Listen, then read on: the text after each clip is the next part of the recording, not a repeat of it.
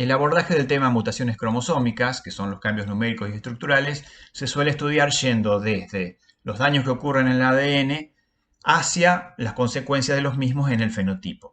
Por eso en las preguntas de exámenes se suele realizar el camino inverso, es decir, analizar casos para identificar cuál es la alteración cromosómica que ha ocurrido o que puede explicar los mismos. Por eso se busca aplicar un método inductivo, es decir, ir desde lo general, que es la observación del caso, a lo particular.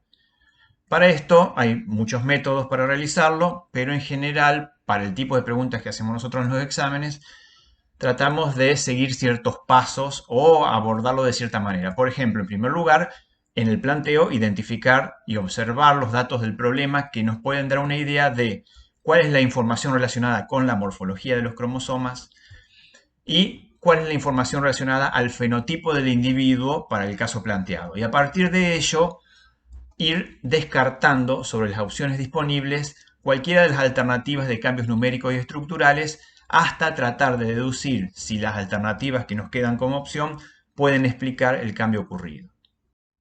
Los ejemplos que voy a presentar son ejercicios que se tomaron en los exámenes finales de genética durante 2020.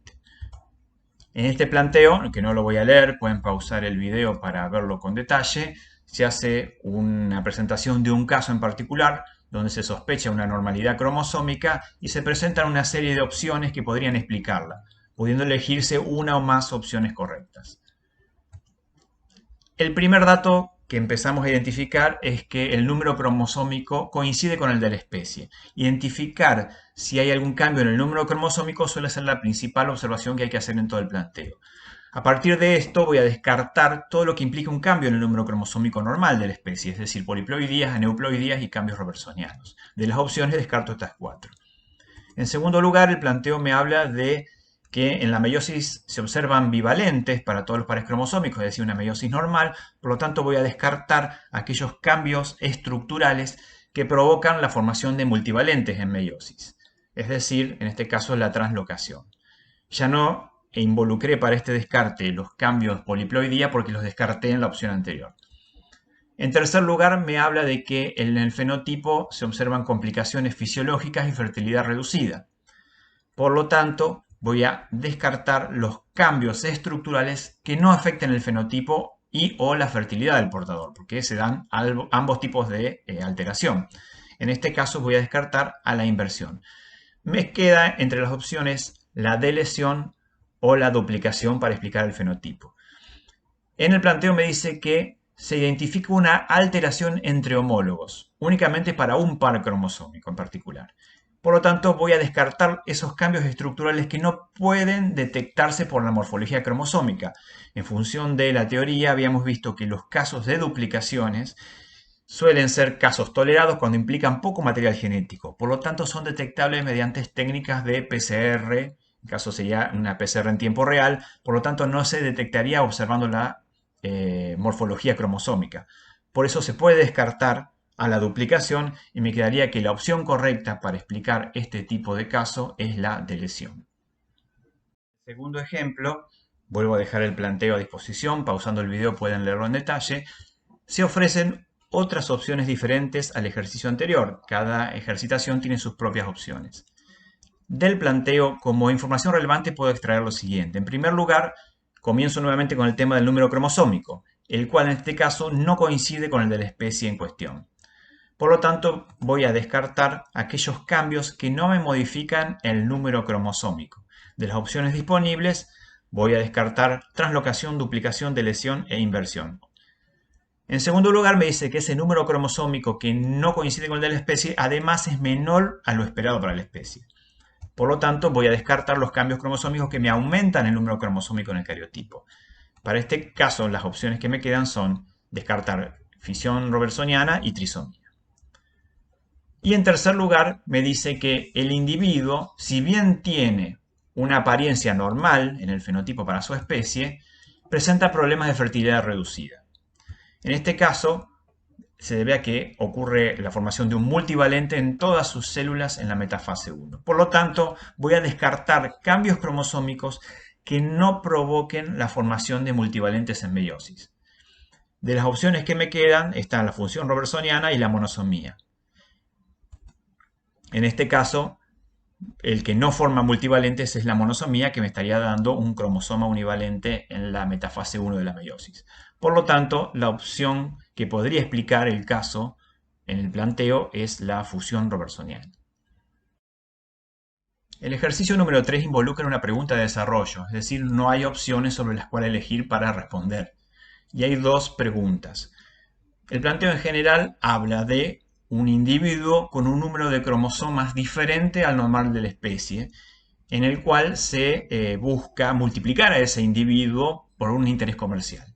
En la pregunta 1 dice cuál es la explicación posible para el origen de ese individuo con un número de cromosomas diferente.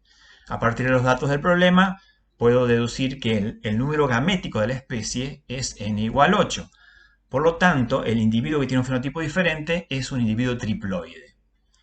Es decir, tiene 3 juegos genómicos.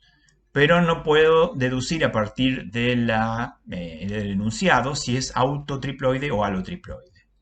Lo que es cierto es que si el individuo es triploide, es un individuo estéril. Y si es un autotriploide, va a ser estéril porque va a formar 8 trivalentes en la metafase 1 de la meiosis y va a haber 8 univalentes si es un alotriploide del genoma que no aparea con los otros cromosomas. En los casos extremos, donde no hay un apareamiento intermedio.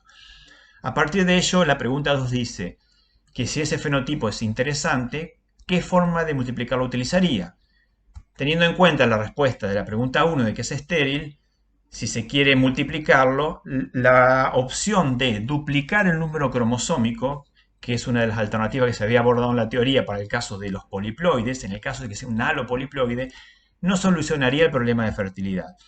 ¿Por qué? Solamente queda la opción de la reproducción vegetativa. ¿Por qué? Porque si fuera un alotriploide, esos 8 univalentes tendrían un cromosoma que se aparearía en la metafase 1 de la meiosis, formando bivalentes normales, pero también estaría duplicando los otros 2 juegos genómicos. Por lo tanto, estaría en la situación de que el individuo seguiría siendo estéril por una meiosis anormal. En el ejercicio número 4, nuevamente es un planteo de desarrollo. Pueden pausar el video para verlos en detalle, pero hay que desarrollar nuevamente 2 respuestas mediante redacción. Para este caso, se vuelve a plantear un individuo que tiene un número de cromosómico diferente a lo normal y con escasa fertilidad, en el cual se explica cuál es la formación cromosómica que se observa en la meiosis. En la pregunta 1 dice cuáles son las posibles explicaciones para el origen de este individuo. Al igual que el ejercicio anterior, lo que se hace es tratar de entender cuál es la dotación cromosómica y su origen. El número gamético de esta especie es n igual 8 en función de los datos de la especie normal.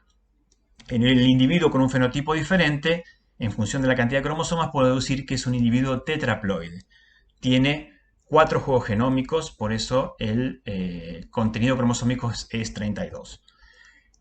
En función del comportamiento meiótico, donde se forman 8 tetravalentes, puedo tratar de suponer que el individuo con fenotipo diferente es un autopoliploide, porque únicamente de esa forma se formarían tanta cantidad de tetravalentes en la metafase 1.